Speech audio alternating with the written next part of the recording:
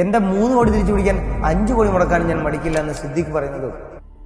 Partnership ഹൈസിൽ തന്നെ വഞ്ചിച്ച് തൻ്റെ share എടുത്തുകൊണ്ടുപോയ ഭാര്യയും പാർട്ണറെയും കണ്ടുപിടിക്കാൻ സ്വന്തം ജീവൻ പോലും റിസ്ക് ചെയ്ത മെൽ ഗിബ്സൺ മൂവി പ്ലേ ബാക്കും പറഞ്ഞു വെക്കുന്നത് ഒന്നേ ഉള്ളൂ: പക അത് വീട്ടാനുള്ളതാണ്.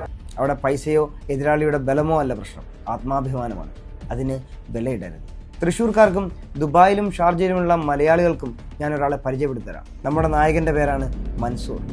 കുടുംബ പേര് പുതുപ്പറമ്പിൽ. സുന്ദരനാണ്, സുമുഖനാണ്, അതിലുപരി നല്ലൊരു കള്ളനുമാണ്. തൃശ്ശൂർ കുന്നംകുളം ബേസ് ചെയ്ത ഫാമിലി വർഷങ്ങളായി UAE സെറ്റിൽഡാണ്. നമ്മളുടെ നടൻ മൻസൂർ ജനിച്ചതും വളർന്നതും അവിടെ തന്നെയാണ്. തട്ടിപ്പ് പഠിച്ചത് കുന്നംകുളത്താണോ എന്ന് എനിക്കറിയില്ല. എന്നിരുന്നാലും കക്കാൻ മാത്രമല്ല, നിൽക്കാനും നല്ലതുപോലെ പഠിച്ചിട്ടുണ്ട്. മൻസൂർ നല്ലൊരു കുടുംബ സ്നേഹിയാണ്. ഹൃദ്രോഗിയായ തൻ്റെ മകളോട് വലിയ സ്നേഹമാണ്. അവർക്ക് വേണ്ടി എങ്ങനെയൊക്കെ പണമുണ്ടാക്കാൻ പറ്റുമോ അതൊക്കെ ചെയ്യും. അതിൽ മറ്റുള്ളവരുടെ കുടുംബമോ കുട്ടികളോ മരിച്ചാലോ ജീവിച്ചാലോ ഇദ്ദേഹം കൂളായി നിൽക്കും.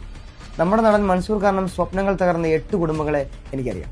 8 മാസക്കാലം യൂറോപ്പിൽ നല്ല ജോലി റെഡിയാക്കി തരാമെന്ന് പറഞ്ഞ് 8 പേരിൽ നിന്നായി 11 ലക്ഷം രൂപ വാങ്ങി നമ്മുടെ നായകൻ മൻസൂർ മുങ്ങുന്നു. വിളിച്ചാൽ കിട്ടില്ല, അഡ്രസ്സ് അറിയില്ല, കണ്ടവർക്ക് പോലും പിന്നീട് കണ്ടെത്താൻ കഴിഞ്ഞിട്ടുമില്ല. വലിയ പുള്ളിയാണ്. ഷാർജയിൽ ബുത്തീന നെസ്റ്റോ ഹൈപ്പർമാർക്കറ്റിന്റെ അടുത്താണ് താമസമെന്ന് മാത്രം അറിയാം. ദുബായ് ഇമിഗ്രേഷൻ എന്ന വിസ തട്ടിപ്പ് സ്ഥാപനവുമായി ബന്ധമുണ്ട്.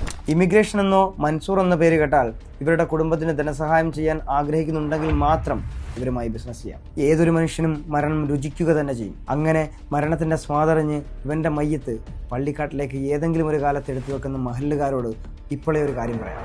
ഇവൻ കാരണം കുടുംബം തകർന്നു പോയ എല്ലാവരെയും വിളിച്ച് അവരുടെ സമ്മതം ചോദിച്ച് നഷ്ടപരിഹാരം നൽകാതെ ഇതിനോട് ഒരു കാലത്തും ഒരാളും പൊരുത്തപ്പെടില്ല എന്ന് അവർക്ക് വേണ്ടി ഞാനിവിടെ ഓർമ്മപ്പെടുത്തുന്നു.